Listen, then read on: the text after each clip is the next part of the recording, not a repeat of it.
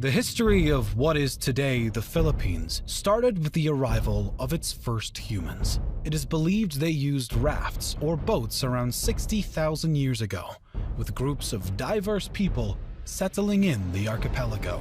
Some of these groups started to develop and expand into bigger settlements, and in the next thousands of years, they evolved into what some scholars believe to be considered early states. Austronesians and afterwards speakers of the Malayo-Polynesian languages began to arrive in successive waves beginning about 4000 BC. According to the existing evidence, a jade culture existed on these lands, starting with the Neolithic era. By 1000 BC, it is believed that the inhabitants of the archipelago had developed into 4 distinct kinds of people: tribal groups, warrior societies, the petty plutocracy, and the harbor civilizations. Also important to note is the fact that the metallurgy reached the archipelago due to trade with India. Around 300 to 700 AD, the seafaring people of the islands began to trade with the Indianized kingdoms in the Malay archipelago and the nearby East Asian principalities, adopting influences from both Buddhism and Hinduism. Some cultures of present-day Vietnam showed evidence of an extensive trade network. Artifacts and goods were traded, such as glass, agate, or gold. There were also other items present in the region which were most likely imported, including ear ornaments that have been found in archaeological sites in the Philippines, Thailand, and Taiwan. The Indian culture influenced the Southeast Asian region, starting with the 1st century. During the period of the South Indian Pallava dynasty and the North Indian Gupta Empire, Indian culture spread to Southeast Asia, and it reached the Philippines, which led to the establishment of new kingdoms largely influenced by the Indian culture and traditions. The date inscribed in the oldest Philippine document found so far, the Laguna copperplate inscription, is 900 AD. From the details of the document, written in Kawi script, the bearer of a debt, Namwaran, along with his children, is cleared of a debt by the ruler of Tondo. This is the earliest document that shows the use of mathematics in pre-colonial Philippine societies. A standard system of weights and measures is also demonstrated by the use of precise measurement for gold and other items, as well as in astronomy. From the various Sanskrit terms and titles seen in the document, the culture and society of the Manila Bay were that of Hindu Old Malay amalgamation, similar to the cultures of Java, Peninsular Malaysia, and Sumatra at the time. In the years leading up to 1000, there were already several maritime societies existing in the islands, but there was no unifying political state encompassing the entire Philippine archipelago. Instead, the region was divided into numerous semi-autonomous city-states under the rule of the plutocracy, while a number of states existed alongside the highland societies. These smaller structures alternated between being part of or being influenced by larger Asian empires like Maya Pahit. Around 1225, the nation of Mai, a Buddhist pre-Hispanic Philippine island state centered in Mindoro, flourished, attracting traders and shipping from the kingdom of Ryukyu to the Empire of Japan. Chao Jakua, a customs inspector in Fujian province, China, wrote the description of the barbarous peoples, describing trade with this pre-colonial state. Its people were noted for their honesty in trade.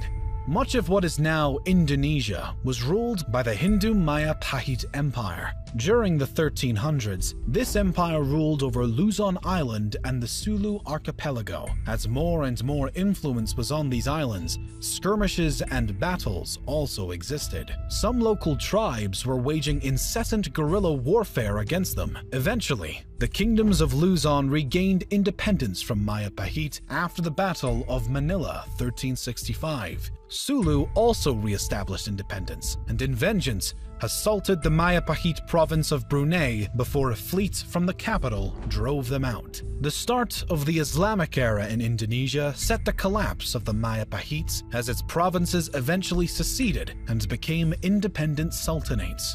In 1380, Makdum Karim, an Arab trader born in Johor, arrived in Sulu from Malacca and brought Islam to the Philippines. Additionally, Sharif ul Hashim, an Arab Muslim explorer, established the Sultanate of Sulu by converting its previous ruler, the Hindu king Raja Baguinda, to Islam and then marrying his daughter. The Sultanate of Maguindanao rose to prominence at the end of the 15th century. Meanwhile, the religion was introduced to the area by Muslim missionaries and traders from the Middle East, Indian, and Malay regions who propagated Islam to Sulu and Maguindanao. As before, when Buddhist and Hindu cultures influenced the archipelago, the same case happened with the Muslim culture. Upon the secession of Brunei from the Maya Pahit Empire, they imported the Arab emir from Mecca, Sharif Ali, and became an independent sultanate. The new religion started to grow roots in the Philippines through conquest and conversion of local leaders in the next decades. Moreover, Islam was further strengthened by the arrival to the Philippines of traders and proselytizers from Malaysia and Indonesia.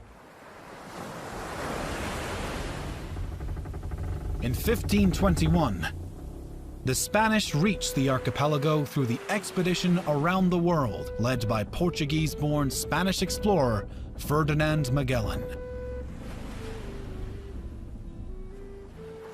Claiming the islands he saw for the Spanish Empire, he established friendly relations with some of the local leaders and converted some of them to Roman Catholicism. Because the Philippines are a large archipelago, the Spaniards started to explore many islands. However, the explorer Ferdinand Magellan was killed during the Battle of Mactan against the local ruler Lapu-Lapu. Over the next several decades, other Spanish expeditions were dispatched to the islands. In 1543, an expedition was led to the islands, naming them Philippines, in honor of Philip of Austria, who became Philip II of Spain on January 16, 1556. The name was then extended to the entire archipelago later on in the Spanish era. European colonization began in earnest when Spanish explorer Miguel López de Legazpi arrived from Mexico in 1565 and formed the first European settlements in Cebu. Through diplomatic and military annexation of some lands, incorporating local states including the Kingdom of Tondo, the Spaniards established Manila as the capital of the Spanish East Indies. In 1578, the Castilian War erupted between the Christian Spaniards and Muslim Bruneians over control of the Philippine archipelago. The Christian troops were so diverse due to generally being made up of people under the Spanish rule, including Native Americans, namely Aztecs, Mayans, and Incans, who were gathered and sent from Mexico and South America to be led by Spanish officers that had worked together with native Filipinos in military campaigns across Southeast Asia. The Muslim side was also very diverse though. They were supported by the Ottoman Empire, with their troops consisting of Malay warriors and expeditionary forces sent by the Ottomans, which included mainly Turks, Egyptians, Swahilis, Somalis, Indians, and others. The conflict ended with a status quo antebellum. Just 20 years after the conquest of Luzon, remarkable progress existed in the work of colonization of the islands and the spread of Christianity. A cathedral was built in the city of Manila with an episcopal palace. Other monasteries and churches were built across islands, and more people started to convert to Christianity. Furthermore, Spanish and Mexican families settled in the new lands, creating stronger communities. Much of the archipelago came under Spanish rule, creating the first unified political structure known as the Philippines. Spanish colonial rule saw the introduction of Christianity, the code of law, and the oldest modern university in Asia. The Philippines was ruled by the Mexico-based Viceroyalty of New Spain, and after, the colony was directly governed by Spain. Many of the local people revolted in the next centuries due to some abuses made by the Spanish authorities. Their rule ended after the American-Spanish War at the end of the 19th century in 1898. The Philippines became a territory of the United States. The United States then established the insular government to rule the Philippines. In 1907, the elected assembly was set up with popular elections.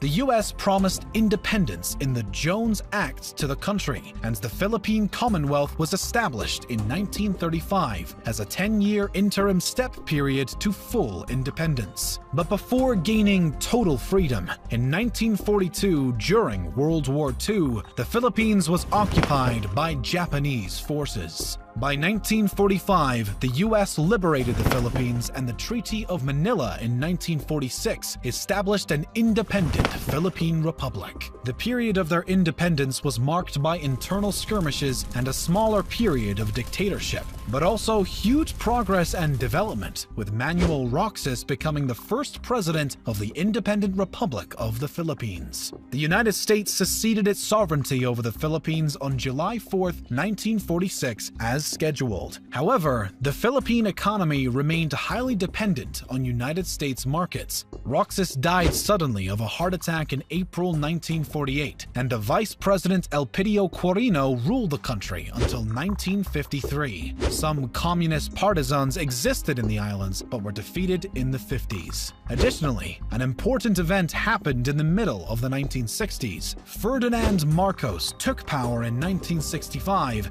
and ruled until 1986. This era included the final years of the Third Republic from 1965 to 1972, and the Philippines under martial law 1972 to 1981.